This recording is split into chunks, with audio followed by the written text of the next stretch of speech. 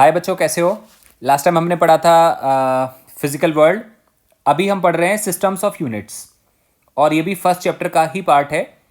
तो इसमें जैसा इसका नाम समझ में आ रहा है, सिस्टम्स ऑफ यूनिट्स मतलब यूनिट्स का सिस्टम। जब हम मेजरमेंट कर रहे होते हैं उसमें जो यूनिट्स होती हैं उनके अलग अलग सिस्टम होते हैं। क्या क्या कौन से सिस्टम होते हैं, उनके सिस्टम होते हैं जैसे MKS सिस्टम हो सकता है, जैसे FPS सिस्टम हो सकता है, जैसे जैसे CGS सिस्टम हो सकता है। जैसे अलग अलग सिस्टम होते हैं मेजरमेंट के। मतलब अगर हम लेंथ को मीटर में मेज़र कर सकते हैं, लेंथ को हम सेंटीमीटर में, फुट में, इंचेस में और माइक्रोमीटर में, अलग अलग तरह के सिस्टम हो सकते हैं। तो इस वाले टॉपिक में हमने ये सारी बातें स्टडी करनी है जिसका नाम है सिस्टम्स ऑफ यूनिट्स। मतलब यूनिट्स का अपना एक अलग अलग सिस्टम होता है, वो हमने स्टडी करना है। So before proceeding further about this topic, हमने इसके अलग अलग सेक्शंस को स्टडी करना है। और सेक्शंस क्या है, मेनली हम इस पूरे टॉपिक में जब हम बात कर रहे होंगे बेटा यूनिट्स की, जब हम बात कर रहे होंगे उनके अलग अलग सिस्टम की, तो हमने बात करनी पड़ेगी मेजरमेंट की। मेजरमेंट की बात इसलिए करनी पड़ेगी क्योंकि जब हम यूनिट्स की बात कर रहे हैं, उनके न्यूमेरिकल वैल्यू की बात करेंगे, हम फिजिकल क्वांटिटी की बात करेंगे, तो हमने बात करना पड़ेगा कि हम करने वाले क्या है। सो बेसिकली हम मेजर कर रहे होंगे सारी की सारी चीज़ों को। जैसे जैसे मैं आपको पढ़ाते जाऊंगा आपको चीज़ें क्लियर होती जाएंगी। तो हम इसको छोटे छोटे हेडिंग्स में स्टडी करेंगे। तो पहले मैं हेडिंग डालता हूं मेजरमेंट। तो लेट अस से कि we talk about this measurement. अब अगर हम क्रैम करेंगे तब तो फिर क्रैम में तो मतलब कुछ फायदा तो होना नहीं है। सो लेट अस अंडरस्टैंड कि मेजरमेंट का मतलब क्या है। अगर मैं 1 मिनट के लिए आपको बोलूं कि बेटा पॉज करो और आप मेरे को बताओ कि व्हाट इज मेजरमेंट, तो तुम सिंपल सी लैंग्वेज में क्या बोलोगे। मेजरमेंट क्या चीज है? मेजरमेंट नापना है। किसको नापना? किसी भी चीज को। फॉर एग्जाम्पल मैं आपको बार्टर सिस्टम की बात कराता हूं। पुराने वाले, बहुत पुराने टाइम पे क्या होता था कि हमारे पास एक पॉट होता था। ऐसे बस रफली मैं रैंडम सा आइडिया दे रहा हूं आपको। अलग अलग बार्टर सिस्टम में अलग अलग चीजें यूज करते थे लोग। हमारे पास एक पॉट होता था ऐसे कुछ, और मेरे घर पे, मेरे वहां पे बहुत सारा वो होता था, ग्रेन होता था, बहुत सारा अनाज होता था। मतलब बहुत सारी क्रॉप होती थी, उसमें अलग अलग तरह के ग्रेन आते थे। तो मेरे पास एक ग्रेन होता था जिसको मेरे साइड में कोई रहता था, उसको मैं ग्रेन भर के दे देता था इसमें। तो वो इतना भर के ले जाता था। उसके घर पे काऊ बहुत सारी थी, उसके वहाँ पे मिल्क होता था। तो मैंने उसको क्या दे दिया बेटा, मैंने उसको ग्रेन दे दिया। उसके घर पे क्या था, मिल्क होता था। वो क्या करता था, ये पॉट अपने घर पे ले जाता था और इसमें पूरे में मिल्क भर के लेके आता था और वो मेरे को मिल्क दे जाता था। बाहर का एरो का क्या मतलब हुआ, वो मिल्क मेरे को दे रहा है, मैं उसको क्या दे रहा हूँ, ग्रेन दे रहा हूँ। तो यहाँ पे भी हम मेजरमेंट कर रहे हैं। किसका? मैंने किसका मेजरमेंट करा? ग्रेन का। उसने किसका मेजरमेंट करा? मिल्क का। और हम आपस में एक्सचेंज कर लेते थे। फिर हम थोड़े से बड़े हुए, हमने समझने की कोशिश करी। हमने समझने की कोशिश क्या करी कि सच में जो मिल्क है उसको हम वॉल्यूम में मेजर करते हैं। आपने देखा होगा ना, जो बाहर मिल्क मिलता है वो केजी में नहीं मिलता है इन जनरल। वो किस में मिलता है? 1 litre milk, half litre milk, 250 ml milk. So this is what? Volume. ये वॉल्यूम से बना हुआ है। और वॉल्यूम किससे बना है? वॉल्यूम बना है लेंथ की डायमेंशन से। लेंथ की डायमेंशन का क्या मतलब हुआ? तुमने बोला सर ये क्यूब है, इसका अपना एक वॉल्यूम है। इसका वॉल्यूम का क्या मतलब हुआ? इसमें लेंथ है, इसमें ब्रेड्थ है, इसमें हाइट है और ऐसा कुछ है। This is called volume. लेकिन जब हमने ग्रेन की बात करी, पुराने ज़माने में तो हम लोग मेजरमेंट को ऐसे करा करते थे। लेकिन आज के टाइम में हमने क्या बात करा, हमने देखा ग्रेन को, तो हमने देखा नहीं यार ये वॉल्यूम नहीं है। No doubt grain occupies some volume, but इसका मेजरमेंट एक्चुअल नहीं आएगा। क्यों नहीं आएगा? क्योंकि कुछ जगह तो ग्रेन में वॉइड रह जाएंगे। मतलब कोई एक इंसान ग्रेन को मेजर करेगा तो ग्रेन ग्रेन के बीच में जगह रह जाएगी यहाँ पे थोड़ी सी, और कुछ जगह पे वॉइड थोड़े से कम रह सकते हैं। इसका मतलब जब हम ग्रेन को वॉल्यूम के टर्म्स में मेजर करेंगे तो मेजरमेंट की वैल्यू एक्यूरेट नहीं आएगी। कहीं कहीं तो वो वॉल्यूम के हिसाब से ज़्यादा ग्रेन चला जाएगा, कहीं कहीं पे थोड़ा सा कम जाएगा। सो जब हमने ध्यान से देखा तो हमें क्या पता चला, grain is not volume but grain is what? Grain is mass. तो इसका मतलब पुराने टाइम में जब हमें फिजिकल क्वांटिटीज का कुछ भी पता नहीं था, we were not aware about कि क्या फिजिकल क्वांटिटी होती है, क्या फिजिक्स होती है, क्या केमिस्ट्री होती है, कुछ नहीं पता था। तो मेजरमेंट हमने अपने हिसाब से बनाए थे। मैं आपको एक कहानी सुनाता हूं। मेरे एक नोन थे, वो क्या करते थे कि जब उनको अपने प्लॉट को किसी को सेल करना होता था तो वो क्या करते थे, उन्होंने एक स्टिक ले रखी थी। उनके पास एक स्टिक होती थी इतनी लंबी, और वो क्या करते थे, वो कहते थे कि इस स्टिक की लेंथ के बराबर मैं लूंगा 10 रुपीज़। बहुत पुराने ज़माने की बात है। मतलब अगर आपको एक प्लॉट चाहिए जिसकी लंबाई स्टिक की लंबाई के बराबर होगी ना, तो लेट से वो 10 रुपीज़ का होगा। तो मैं कितना चाहिए, तो कोई कहता था मेरे को 10 स्टिक के बराबर प्लॉट चाहिए, तो वो 1 2 3 4 9 10 स्टिक मेजर करते थे इधर से, 10 इधर से करते थे, और स्क्वायर प्लॉट सेल कर देते पर्टिकुलर रेट में। तो ये होता था उस टाइम का अपना मेजरमेंट, क्योंकि यहां पे कोई हमारे पास सिस्टम नहीं था, कोई यूनिट्स नहीं थे, हमने अपने हिसाब से बना रखे थे। बट एक बात ध्यान रखो, जब से नेचर बनी तब से हम चीजों को मेजर करते थे, बट हमारे मेजर करने का ढंग हमारे हिसाब से, उस जमाने के हिसाब से था। जब साइंस डेवलप हुई तो हमने मेजरमेंट को यूनिवर्सल बना दिया। यूनिवर्सल का मतलब मैं मेजर करूं या आप मेजर करें, हमारे यूनिट्स कैसे होने चाहिए, सेम होने चाहिए। तो बेटा जनरल लैंग्वेज में मेजरमेंट का मतलब हो सकता है किसी भी चीज को नापना। कोई मतलब अपने हिसाब से कोई कुछ भी सोच लेगा कि सर मैंने कुछ भी नापना है, एक ट्री है उसके नीचे शेडो कितनी है, शेडो कम है या शेडो ज़्यादा है, तो हम मेज़र करते हैं कि शेडो कितनी है, तो वो उसके हिसाब से वो एक तरह का नापना हुआ। लेकिन फिजिक्स बोलती है कि हमें किसी भी चीज़ के मेजरमेंट की यहाँ पे बात नहीं करनी, हमने केवल मेजरमेंट की कौन सी बात करनी है, जो फिजिकल क्वांटिटीज़ का मेजरमेंट हो। बेटा अंडरस्टैंड करना, जनरल लैंग्वेज में हम कुछ भी नाप सकते हैं, इंसान अपने हिसाब से कुछ भी नापता है, लेकिन हम यहां पे किसके मेजरमेंट की बात कर रहे हैं, किसके नापने की बात कर रहे हैं, only we are going to talk about the physical quantities which are to be measured. तो अब ये समझने के पहले बेटा हमें समझना पड़ेगा कि ये फिजिकल क्वांटिटी क्या होती हैं। So let us study about physical quantities.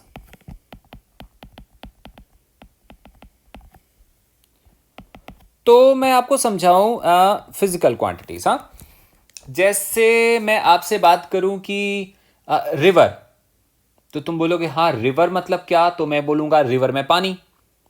तो नो डाउट पानी फिजिकल क्वांटिटी है कि इट्स समथिंग सम सब्सटेंस। तो मालूम चलता है सर पानी एक सब्सटेंस है, फिर फिजिकल क्वांटिटी नहीं है। तो एक बच्चा बोलता है फिर फिजिकल क्वांटिटी क्या है इस रिवर में। इस रिवर में फिजिकल क्वांटिटी हो सकती है विड्थ, जिसको हम मेजर करते हैं। पानी को मेजर नहीं करते, ध्यान देना, पानी तो पानी है।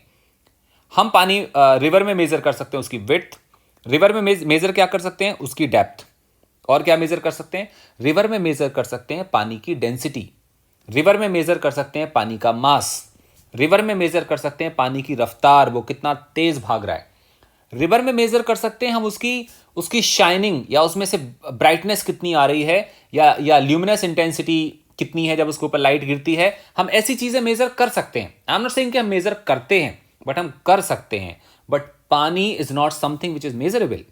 सो वाटर में फिजिकल क्वांटिटीज हैं बहुत अलग अलग तरह की, water itself is not a physical quantity. तो हमें यह समझने की जरूरत है कि फिजिकल क्वांटिटीज क्या हैं, फिजिकल क्वांटिटीज क्या नहीं है। तो मैंने अभी आपको रिवर का एग्जांपल समझाया। फिर किसी ने बोला सर कार, तो जब हमने लिखा कार, क्या ये फिजिकल क्वांटिटी है, तो कार थोड़ी ना फिजिकल क्वांटिटी, कार एक बॉडी है जिस पे हम बैठ के कहीं जाते हैं। तो फिर कार में फिजिकल क्वांटिटी क्या है, कार में फिजिकल क्वांटिटी है, सोचो आप बेटा, आप लोग सोचो कार में फिजिकल क्वांटिटी क्या चीज है। कार में फिजिकल क्वांटिटी हो सकती है उसकी स्पीड, क्योंकि वो मेजरेबल है ना, कि कार स्लो चल रही है कि कार फास्ट चल रही है, वो मेजरेबल चीज है। मतलब anything which is measurable is called physical quantity. अच्छा, स्पीड हो सकती है, और कार में बेटा हो सकता है एक्सेलरेशन, कार स्लो भाग रही, स्लो स्पीड अप हो रही है, फास्ट स्पीड अप हो सकती है। एक्सेलरेशन या रिटार्डेशन को हम मेजर कर सकते हैं। कार में फिजिकल क्वांटिटी हो सकती है फोर्स। फोर्स का मतलब जब कार चलती है, हम एक्सेलरेटर को प्रेस करते हैं तो कार बहुत जल्दी से स्पीड अप होती है। मतलब अर्थ का फ्रिक्शन कार को आगे को पुश करता है, जिसकी वजह से वो एक्सेलरेट होती है। हम आगे वाले चैप्टर्स में समझेंगे। इसका मतलब इन कार फिजिकल क्वांटिटीज क्या क्या हो सकती हैं, उसकी रफ्तार, उसका एक्सेलरेशन, उस पर लगने वाला फोर्स, कार का अपना मास, कार की अपनी लेंथ, कार की अपनी विड्थ, और बेटा पता नहीं कितनी सारी चीजें हम इसमें मेजर कर सकते हैं। जो उसके अंदर इंजन लगा है, उसकी हॉर्स पावर, वो फिजिकल क्वांटिटी है। जब इंजन चलता है तो टॉर्क लगाता है, टॉर्क, हम इसको आगे जाके समझेंगे टॉर्क क्या होता है, वो एक फिजिकल क्वांटिटी है। मतलब anything which can be measured is a physical quantity. तो पहले हमें ये समझने की जरूरत है, क्योंकि हम पढ़ रहे हैं मेजरमेंट, हमने पढ़ना है सिस्टम्स ऑफ यूनिट्स, उसमें हमने स्टडी करना है। मेजरमेंट किनका करेंगे हम? किसी भी रैंडम चीज का नहीं करेंगे, किनका करेंगे? फिजिकल क्वांटिटी का करेंगे। तो हमें यह समझने की जरूरत है कि फिजिकल क्वांटिटी क्या है। Let me talk about myself, me. Am I a physical quantity? No, I am human being. मैं फिजिकल क्वांटिटी नहीं हूं। तो मेरे में फिजिकल क्वांटिटी क्या हो सकती है? मेरा मास हो सकता है, मेरी हाइट हो सकती है, मेरी विड्थ हो सकती है, मैं कितना तेज भागता हूं वो हो सकता है। ये सारी चीजें मेरे में फिजिकल क्वांटिटी है। My self is not a physical quantity. बेटा इतना आपको क्लियर हो रहा है? सो मैं आपको पहले लिखवाऊं कि फिजिकल क्वांटिटी की बेसिक डेफिनेशन क्या है। तो ऐसे समझो आप, a quantity that can be measured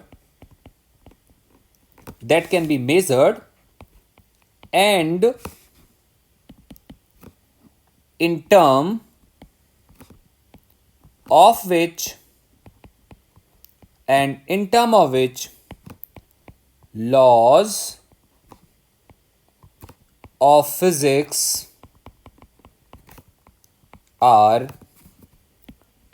described is called a physical quantity.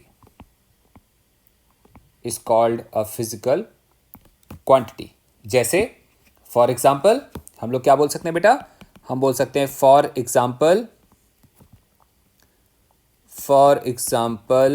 Length, speed, force etcetera.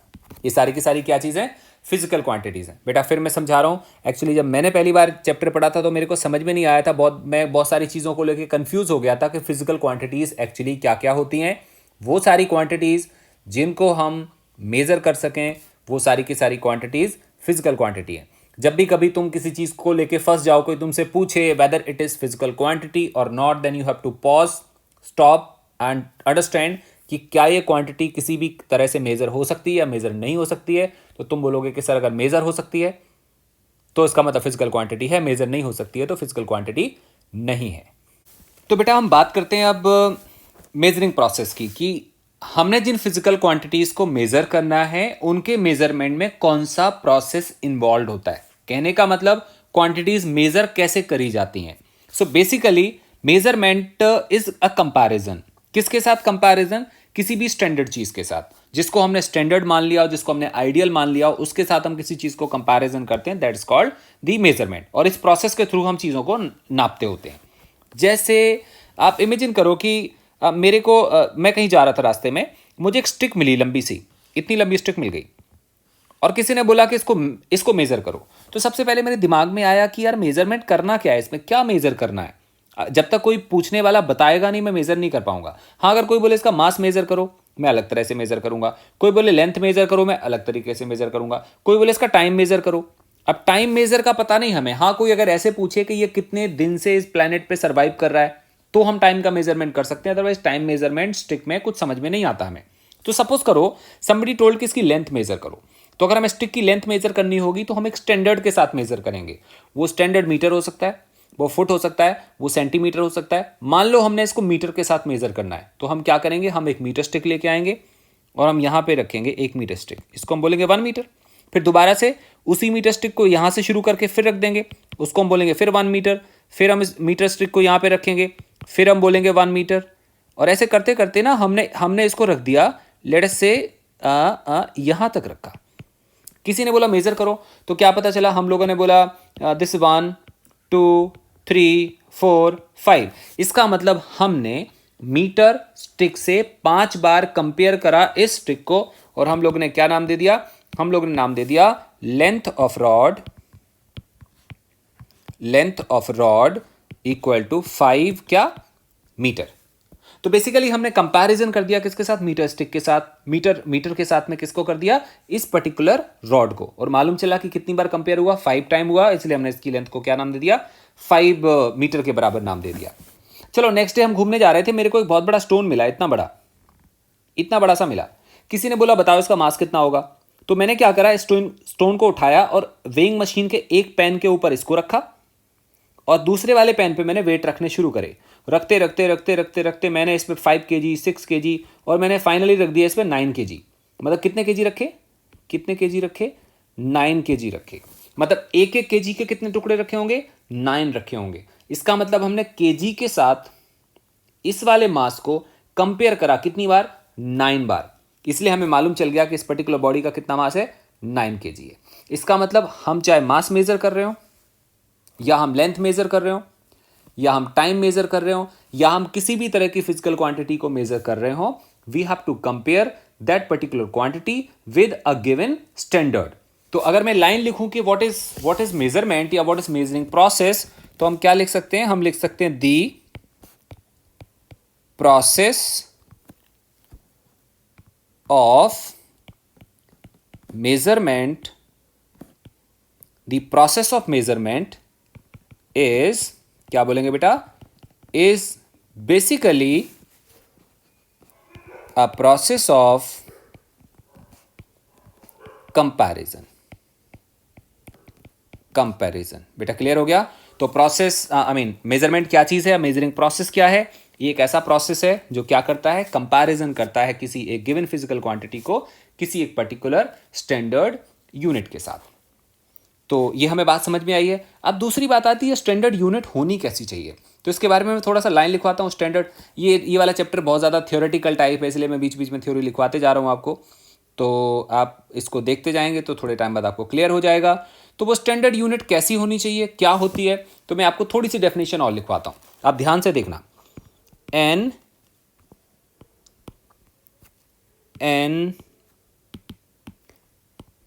Arbitrary chosen standard of measurement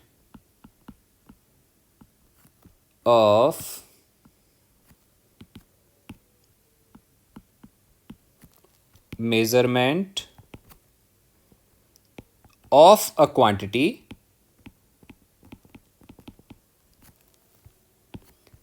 which is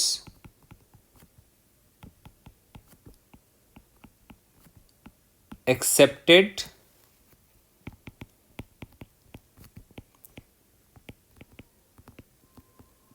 internationally is called unit of the quantity। बेटा थोड़ा सा sum up करूं मैं, ध्यान से समझो। हम किसकी बात कर रहे हैं, हम बात कर रहे हैं मेजरमेंट की। किन का मेजरमेंट, हमने ऐसे किसी भी फालतू चीज़ का मेजरमेंट नहीं करना, क्योंकि हम उनको फिजिकल क्वांटिटी की कैटेगरी में नहीं रखते। जैसे मैं आपसे बोलूं कि मुझे गुस्सा आता है, तो आप इसको मेजर नहीं कर सकते ना। आप ये थोड़ी कहोगे कि सर आपका गुस्सा मीटर स्केल पे 10 पे आता है कि 9 पे आता है, 8 पे आता है। We can't major.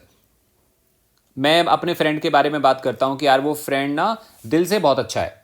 अब ये दिल से बहुत अच्छे का मीनिंग क्या हुआ, ये मीनिंगलेस है। अगर मीनिंगलेस है तो इन वाले चीज़ों को, इमोशन को, फीलिंग को हम मेजर नहीं कर सकते, इसलिए हम लोगों ने उसको फिजिकल क्वांटिटी की कैटेगरी में नहीं रखा। सो पहली चीज़ हम पढ़ रहे हैं मेजरमेंट। किन का मेजरमेंट, फिजिकल क्वांटिटी का। फिजिकल क्वांटिटीज कौन सी वाली हैं जिनको हम प्रॉपर तरीके से मेजर कर सकें। अब मेजर किसके साथ करेंगे, एक स्टैंडर्ड के साथ करेंगे। सबका स्टैंडर्ड अलग अलग हो सकता है। बहुत पुराने टाइम की बात है, पंजाब में स्टैंडर्ड डिफरेंट अज्यूम करा जाता था, महाराष्ट्र में डिफरेंट करा जाता था, और साउथ इंडिया में डिफरेंट करा जाता था।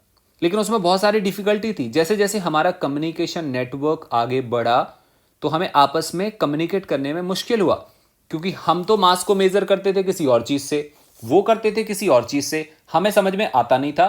तो हमने क्या करा, एक स्टैंडर्ड बना दिया। बेटा वो स्टैंडर्ड कैसा होना चाहिए, ये लाइन देखो ध्यान से। यहाँ पे क्या लिखा हुआ है, an arbitrary chosen standard of measurement of a quantity which is accepted internationally is called unit of quantity। For example, मैं बात करूं आपसे मीटर, 1 मीटर। बेटा ये केवल हम लोग एक सिटी में पढ़ते हैं, एक कंट्री में पढ़ते हैं, कि पूरी दुनिया में पढ़ते हैं, पूरी दुनिया में पढ़ते हैं। इसका मतलब जो मीटर है वो क्या चीज़ है, लोकल है कि स्टैंडर्ड है, वो स्टैंडर्ड है। क्योंकि हम इसको कहाँ पे एक्सेप्ट करते हैं बेटा, इसको हम एक्सेप्ट करते हैं कैसे, इंटरनेशनली। बहुत अच्छी बात है। मैं गया मार्केट और मैंने कहा कि मेरे को ना अनियन दे दो। बोला कितना, मैंने कहा दे दो 2 kg। उसने दे दिया। फिर बहुत बहुत समय पहले की बात है, फिर मैं मतलब यहाँ पे इंडिया में अनियन ले आया, फिर मैं स्विट्ज़रलैंड एक बार घूमने गया, मैंने वहाँ पे बोला अनियन दे दो, उसने बोला कितना, मैंने कहा 2 kg। क्या वो मेरी लैंग्वेज समझ पाएगा? आंसर आता है यस समझ पाएगा, क्योंकि केजी उसे भी पता और केजी मुझे भी पता। गलती से इंडिया में केजी चलता होता, वहाँ पीजी चलता होता तो गड़बड़ होता ना, मैं केजी बोलता वो पीजी समझता, काम हो जाता खराब। इसलिए हमने क्या करा, इसको भी कैसा चूज करा हुआ है, इंटरनेशनली। बेटा आपको बात समझ में आ गया? बहुत अच्छी बात है। अब क्या हुआ कि इंडिया में ना सुबह का टाइम था, मैंने कहा कितने बज गए, तो किसी ने मेरे से बोला कि अभी हो गए हैं 2 आवर, ऐसे रैंडमली बोल रहा हूँ मैं, 2 आवर एंड 6 सेकेंड ऐसे कुछ। अब मैं यहाँ से इंडिया से निकल के किसी और कंट्री में जाता हूँ, फिर मैं कहता हूँ कितना टाइम हो गया, तो वो भी इसी तरह की लैंग्वेज में सुनाएगा, 2 आवर 6 सेकेंड 7 सेकेंड इतने मिनट। इसका मतलब हुआ जो टाइम मैं पढ़ता हूँ या आप पढ़ते हो वही टाइम हम पूरी दुनिया में पढ़ते हैं, तो इनको हम क्या मान लेते हैं बेटा, स्टैंडर्ड। तो अब हम क्या देखेंगे कि वो सारी क्वांटिटीज जो मेजरेबल हैं उनको हम फिजिकल क्वांटिटी कहते हैं, और उनका मेजरमेंट हमेशा किसके साथ करेंगे, लोकल के साथ करेंगे कि हम स्टैंडर्ड के साथ करेंगे, स्टैंडर्ड के साथ करेंगे। तो यही बात मैंने यहाँ पे लिखी हुई है। बच्चे हम जिस भी फिजिकल क्वांटिटी को मेजर करते हैं ना, वो उसमें 2 चीज़ें होती हैं, एक यूनिट होती है और एक न्यूमेरिकल वैल्यू होती है। जैसे मैं आपको एग्जांपल दूं कि हमारे पास एक मास है, वी हैव अ बिग मास। ये मास मेरे को मिला कहीं पे पड़ा हुआ था, मैंने कहा इसको मेज़र करते हैं। जैसे हमने इसको मेज़र करा तो ये इसका मास हमें मिला लेट अस से 10 kg, 10 kg। तो हम यहाँ पे क्या बोलेंगे, कोई हमसे बोलेगा व्हाट इज दिस। आपको याद है ना हम लोग फिजिकल क्वांटिटी की बात कर रहे थे, फिजिकल क्वांटिटी मेजरेबल क्वांटिटीज होती हैं। तो कोई हमसे पूछेगा व्हाट इज स्टोन, या स्टोन में हम कौन सी वाली फिजिकल क्वांटिटी मेजर कर रहे हैं, तो आंसर आएगा कि जिस क्वांटिटी की हम यहाँ बात कर रहे हैं वो क्वांटिटी है बेसिकली मास। क्लियर? फिर कोई तुमसे बोलेगा कि अच्छा जो ये क्वांटिटी है ये कितनी है, तो तुम बोलोगे सर इस क्वांटिटी में 2 बातें हैं। 2 बातें ये हैं कि पहले तो ये केजी में मेज़र हो रही है, किस में मेज़र हो रही है, केजी में। और कितनी बार मेज़र हो रही है, ये मेज़र हो रही है 10 टाइम्स। मैंने 10 टाइम्स क्यों लिखा, क्योंकि ये कितना है बेटा, 10 kg है। अगर हम सच में इस क्वांटिटी को मेज़र करें 1 kg के टुकड़े के साथ, तो इसको मेज़र करने के लिए कितने टुकड़े रखने पड़ेंगे, 10 रखने पड़ेंगे। तो हम क्या बोलेंगे, ये क्वांटिटी जो फिजिकल क्वांटिटी है वो मास है, और इसको मेज़र कर रहे हैं हम किलोग्राम वाले यूनिट से, और ऐसे ऐसे कितने यूनिट हैं, 10 यूनिट हैं। तो इसके हिसाब से हमें 2 चीज़ें दिखाई दी, हम लोग क्वांटिटी को बोलेंगे बेटा Q, और न्यूमेरिकल वैल्यू को बोलेंगे हम N, और यूनिट को हम बोलेंगे U। This is called numerical value, and this is called unit. जैसे इस वाले एग्जाम्पल में अगर हम बात करते हैं, तो जैसे स्टोन का मास है, this stone has mass 10 kg, तो मास को हम क्या बोलेंगे, physical quantity, and numerical value कितनी है बेटा, 10, और यूनिट क्या है, केजी। इसका मतलब n इज न्यूमेरिकल वैल्यू मतलब नंबर्स, कितने नंबर हैं, केजी के 10 नंबर हैं, और जिस यूनिट में मेजर कर रहे हैं उसको हम क्या बोलते हैं, उसको हम केजी बोलते हैं। तो अगर हम इसको अलग अलग उसमें सिस्टम ऑफ यूनिट्स में मेजर करें, जैसे same stone can B measured in many systems of units। many systems of units का क्या मतलब है, number 1 point, it can be measured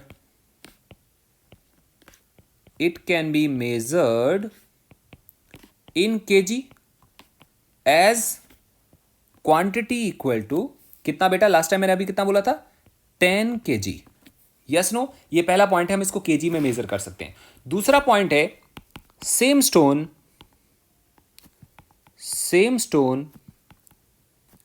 can be measured in gram as, कैसे मेजर करेंगे, same quantity ना, सेम स्टोन है तो हमने क्या बोल दिया कि क्वांटिटी सेम है, एंड दैट इक्वल टू बेटा 10 kg को कितना ग्राम बोलेंगे, सोचो आप। अभी कन्वर्जन में आपको सिखाऊंगा, लेकिन जितना आपको आता है ना उसके बेसिस पे आंसर दो। 10 kg को हम क्या बोल सकते हैं, 10 kg मल्टीप्लाइड बाय 1 kg को कितना बोलते हैं हम, 1000 ग्राम। सो कितना आंसर आ गया, 10 पावर 4 ग्राम। बेटा क्लियर हुआ? एक चीज ध्यान से देखो, फर्स्ट केस में हम लोगों ने क्या बोला था, फर्स्ट केस में हमने बोला था Q इक्वल टू 10 kg, और बेटा सेकेंड केस में हम क्या बोल रहे हैं, सेकेंड केस में बोल रहे हैं हम Q इक्वल टू 10⁴ ग्राम। एक बात बताओ, दोनों केसेस में न्यूमेरिकल वैल्यू सेम है कि अलग अलग है? अलग अलग है। पहले वाले ने न्यूमेरिकल वैल्यू कितना था बेटा 10, अब की बारी न्यूमेरिकल वैल्यू कितनी है 10⁴। अच्छा, फर्स्ट केस में यूनिट कितना था केजी, सेकेंड केस में यूनिट कितना है ग्राम। तो क्या हम ऐसा लिख सकते हैं कि अगर हम फर्स्ट सिस्टम में यूज करें, फर्स्ट सिस्टम ऑफ यूनिट में यूज करें, तो same quantity can be N1 into U1। अगर हम इसको सेकेंड सिस्टम में यूज करें तो same quantity can be N2 U2। But ध्यान देना, क्वांटिटी तो नहीं चेंज हुई ना, quantity was same, numerical value बदल गई, न्यूमेरिकल वैल्यू बदल गई। देखो बेटा, यूनिट भी तो बदल गया, बदल गया। अगर फर्स्ट टाइम में न्यूमेरिकल वैल्यू वॉज N1 तो अभी कितना है N2, फर्स्ट टाइम में यूनिट वॉज U1 तो अभी कितना है U2। लेकिन क्वांटिटी क्या है, अलग है कि सेम है? सेम है, मतलब लेफ्ट हैंड साइड सेम है। So we can say that Q equal to N1 U1 also equal to N2 U2। बेटा क्लियर हुआ मैं आपको क्या समझा रहा हूं? कोई भी फिजिकल क्वांटिटी को हम दो तरह से मेजर करते हैं। आई मीन जब मेजर करते हैं तो दो चीजें आती हैं, एक न्यूमेरिकल वैल्यू, दूसरा यूनिट। अगर हम अलग अलग सिस्टम ऑफ यूनिट की बात करेंगे तो न्यूमेरिकल वैल्यू अलग अलग होगी और यूनिट भी अलग अलग होगी, ठीक है। और जो ये गिवन फॉर्मूला है ना बेटा, इस गिवन फॉर्मूले से हम एक सिस्टम ऑफ यूनिट से दूसरे सिस्टम ऑफ यूनिट में कन्वर्ट कर सकते हैं। तो अगर एक फिजिकल क्वांटिटी Q को N1 U1 भी लिख सकते हैं और N2 U2 भी लिख सकते हैं, तो हम क्या देख रहे हैं कि N1 U1 ये अलग अलग हो सकते हैं। These are separate separate separate and separate. But ध्यान से देखें तो लेफ्ट हैंड साइड में जो Q लिखा हुआ है वो सेम है। We are talking about same physical quantity, so Q is not changing. Numerical value and unit अलग अलग सिस्टम में डिफरेंट डिफरेंट हो सकते हैं। उसके हिसाब से हम क्या देख सकते हैं बेटा, N1 U1 equal to N2 U2 equal to N3 U3 equal to and so on. इसका मतलब क्या होता है? इसका मतलब हो सकता है कि n into u is equal to a constant. अगर हम ऐसा बोलते हैं तो हम क्या कह सकते हैं, u is directly proportional to 1/n या इनवर्सली प्रोपोर्शनल टू n, ऐसे कुछ आ सकता है। इसका क्या मतलब है बेटा? इसका मतलब है कि अगर n बिग होगा, n बिग होगा तो u कैसा होगा, u स्मॉल होगा। इसका क्या मतलब हुआ? इसका यह मतलब हुआ कि सपोज करो एक स्टिक है, एग्जाम्पल के तौर पे एक स्टिक है जिसकी लेंथ है 1 मीटर। 1 मीटर, ध्यान से देखना, यहां पे न्यूमेरिकल वैल्यू कितनी है बेटा? यहां पे न्यूमेरिकल वैल्यू है N1 इक्वल टू 1 और यूनिट क्या है U1 इक्वल टू मीटर। इतना क्लियर है? अगर हम इसी चीज को सेंटीमीटर में कन्वर्ट करें तो हम क्या बोल सकते हैं, 1 metre is also equal to 100 centimetre. बेटा न्यूमेरिकल वैल्यू पहले कितनी थी 1, अब कितनी न्यूमेरिकल वैल्यू है 100। बढ़ गई कि कम हो गई? बढ़ गई है। तो न्यूमेरिकल वैल्यू बढ़ गई है, लेकिन यूनिट क्या लगता है आपको? मीटर इज बिग यूनिट और centimetre is big unit. Centimetre तो छोटा सा होता है और मीटर तो काफी बड़ा होता है। इसका मतलब अगर न्यूमेरिकल वैल्यू बढ़ रही है बेटा, ध्यान से देखो, if numerical value increases then unit decreases, if numerical value decreases then unit increases. तो यहां पे क्या लिखा बेटा, अगर न्यूमेरिकल वैल्यू बड़ी होगी जैसे ये, तो बेटा यूनिट कैसी होगी, स्मॉल होगी, जैसे ये। बेटा समझ आया? मैं फिर से बोल रहा हूं, अगर न्यूमेरिकल वैल्यू इज बिग जैसे ये, then unit should be small जैसे ये। हम चाहें तो इसको दूसरे तरीके से चेंज कर सकते हैं। कैसे चेंज करेंगे? अगर न्यूमेरिकल वैल्यू बेटा स्मॉल होगी तो यू कैसा आएगा, यू बिग आएगा, क्योंकि इनका जो रिलेशन आ रहा है बेटा, वो रिलेशन कैसा आ रहा है, इनवर्स में आ रहा है। तो इसके हिसाब से अगर हम देखें तो कैसे समझेंगे, न्यूमेरिकल वैल्यू स्मॉल जैसे this one and unit is big जैसे दिस वन। इसका मतलब for any physical quantity there are two things, number one numerical value, number two unit. If numerical value enhances, it increases, then unit becomes shorter and shorter and shorter। जैसे 1 metre को हम micrometer में भी major कर सकते हैं। बेटा 1 metre में बहुत सारे माइक्रोमीटर होते हैं। कितने होते हैं? 10⁶ माइक्रोमीटर होते हैं। लेकिन जो माइक्रोमीटर का यूनिट होता है वो बहुत बहुत बहुत छोटा सा हो जाता है। इसका मतलब न्यूमेरिकल वैल्यू बढ़ रही है तो यूनिट कैसी हो रही है, कम होते चले जा रही है। बेटा क्लियर है? तो पता हम इस वाले रिलेशन से एक काम कर सकते हैं। वो क्या कर सकते हैं पता? हम पढ़ सकते हैं conversion from one system to other. आपको समझ आ रहा है? हम क्या पढ़ सकते हैं इसी वाले फॉर्मूले से, जो ऊपर मैंने फॉर्मूला दिया वहां से हम पढ़ सकते हैं conversion from one system to other. बेटा एक काम करते हैं, मैं आपको न्यूमेरिकल देता हूं, मैं आपको एग्जाम्पल के फॉर्म में देता हूं, ठीक है ना? तो हमें ज़्यादा अच्छे से समझ में आ जाएगा। जैसे कोई हमसे बोलता है एग्जाम्पल, एग्जाम्पल, और कोई हमसे कहता है कि convert something 500 metre into centimetre. अब देखो ये तो बहुत आसान है, मैं मतलब कुछ भी ना करूं तो तुम सीधा सीधा निकाल सकते हो, तुम कहोगे सर कोई प्रॉब्लम ही नहीं है। बट हम एक काम करेंगे, हम फॉर्मूले के हिसाब से सॉल्व करेंगे। सबसे पहले क्या बोलेंगे कि हमारे पास बेटा क्वांटिटी है, और यहाँ पे क्वांटिटी कौन सी है बेटा? यहाँ पे हम मास मेजर कर रहे हैं, लेंथ मेजर कर रहे हैं, टाइम मेजर कर रहे हैं। एक्चुअली हम यहाँ पे लेंथ मेजर कर रहे हैं। तो क्वांटिटी कौन सी है? यहाँ पे फिजिकल क्वांटिटी की हम बात कर रहे हैं, वो है लेंथ। और इसमें कितनी चीज़ें होती हैं? दो चीज़ें, न्यूमेरिकल वैल्यू एंड यूनिट। हम लोग ऐसे कुछ बोल सकते हैं, परफेक्ट है। एक काम करते हैं, फर्स्ट बोलते हैं हम इसको और सेकंड बोलते हैं हम इसको। तो एक काम करते हैं, जब हमने फर्स्ट इसको बोल दिया तो बेटा न्यूमेरिकल वैल्यू कितनी है फर्स्ट केस में? फर्स्ट केस में न्यूमेरिकल वैल्यू कितनी है बेटा? 500। इसका मतलब व्हाट इज n1? 500। बेटा फर्स्ट केस में यूनिट कौन सा है? यूनिट फर्स्ट केस में यूनिट है ये। इसका मतलब हम क्या बोल रहे होंगे? हम बोल रहे होंगे कि u1 is what? Metre. I think clear है। न्यूमेरिकल वैल्यू है 500, यूनिट क्या है? मीटर। अगेन देखते हैं, हम सेकंड केस की बात करते हैं। सेकंड केस में न्यूमेरिकल वैल्यू कितनी है बेटा? आप कहोगे सर वही तो निकालनी है, वो तो हमें पता है ही नहीं। बट यूनिट कौन सी है बेटा सेकंड यूनिट में? यूनिट है सेंटीमीटर। अभी हम क्या करने वाले हैं? अब हम दोबारा लिखने वाले हैं n1 u1 equal to n2 u2, and उसके हिसाब से हमने कैलकुलेट क्या करना है? हमने कैलकुलेट करना है n2। एंड बेटा n2 कितना आएगा? n1 u1 upon u2। Now this is equal to what is n1? n1 was 500, u1 was meter and u2 was centimeter. Now this is equal to, अब हम अपना दिमाग लगाएंगे, हम लोग क्या बोलेंगे? 500 इंटू, बेटा एक मीटर को क्या बोलेंगे हम? 100 सेंटीमीटर, क्योंकि हमें सेंटीमीटर कैंसिल करना है ना, नीचे भी सेंटीमीटर है, सेंटीमीटर से सेंटीमीटर कैंसिल हो गया। तो बेटा कितना बन गया? 500000। और ये क्या चीज़ निकल आया? ये n2 निकल आया। इसके साथ कोई यूनिट मत रखना, क्योंकि ये केवल और केवल न्यूमेरिकल वैल्यू है। इसका मतलब आंसर कैसे निकलेगा? आंसर ऐसे निकलेगा कि 500 मीटर इज इक्वल टू क्या बोलेंगे? 50,000 centimetre. This is the kind of conversion we can have. एक और एग्जांपल लेते हैं बेटा, एक और एग्जांपल लेते हैं हम। Example, convert 56 kg into milligram. mg का मतलब बेटा क्या होता है? Into milligram. कन्वर्ट मैंने क्या बोला? 56 kg इंटू मिलीग्राम। तो अब आप क्या बोलोगे? तुम बोलोगे sir sir sir sir this is first and this is second. इतना क्लियर है? तो अगर ये फर्स्ट है तो इसमें ये जो 56 है क्या है? ये न्यूमेरिकल वैल्यू और ये यूनिट है। इसकी न्यूमेरिकल वैल्यू निकालनी है और ये यूनिट है। तो अभी हम क्या करने वाले हैं?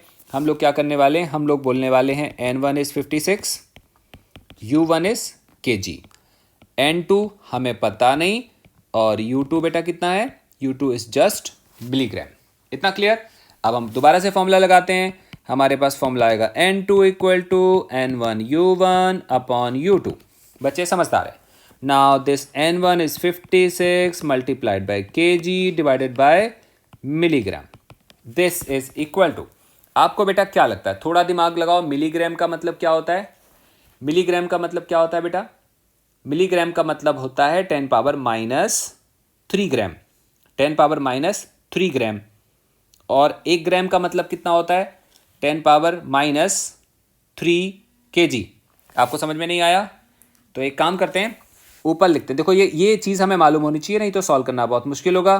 तो दिस इज 1 kg में बेटा कितने मिलीग्राम होंगे? 1 kg में मिलीग्राम कितने होंगे? सोचो। 1 kg में मिलीग्राम होंगे 10 power 6 milligram divided by milligram. इससे ये कैंसिल हो गया and this becomes 56 into 10 power 6। This is called numerical value of the second system.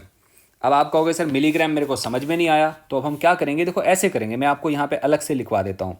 आप ऐसे लिखोगे कि 1 kg इज इक्वल टू, कितना लिख रहे होगे, 1 kg इक्वल टू 1 इंटू क्या लिखेंगे बेटा, 1000 ग्राम, और 1000 ग्राम में मिलीग्राम कितने होंगे आपको पता, मिली का मतलब 10⁻³ या 1000 हो जाता है, तो इक्वल टू कितना आएगा 1000 मल्टीप्लाइड बाई अगेन 1000, क्या लिखेंगे बेटा हम, मिलीग्राम। तो 1 kg को हमने कन्वर्ट करके क्या लिख दिया, इतना मिलीग्राम, मिलीग्राम से milligram cancel and we get this value. So अभी हम क्या पढ़ रहे थे, कन्वर्ट करना, कि अगर हमें एक सिस्टम ऑफ यूनिट से कन्वर्ट करना हो किसी दूसरे सिस्टम ऑफ यूनिट में, तो we can convert by doing this kind of act. So it was about the measurement. Next lecture में हम लोग कुछ डेफिनेशन वगैरह पढ़ेंगे लेंथ मास टाइम की, और उसके बाद फिर और हम आगे देखेंगे। और है तो इंटरेस्टिंग, लेकिन बीच बीच में थ्योरी ज़्यादा है तो कभी कभी थोड़ा थोड़ा बोर हो जाता है, but I will try to make it interesting. ठीक है बेटा, थैंक यू सो मच, अच्छे से पढ़ाई करना। जब तक अगले लेक्चर में मैं और बढ़िया लेक्चर बनाऊंगा, फिर हम लोग इसको आगे कंप्लीट करेंगे। थैंक यू बेटा, बाय बाय।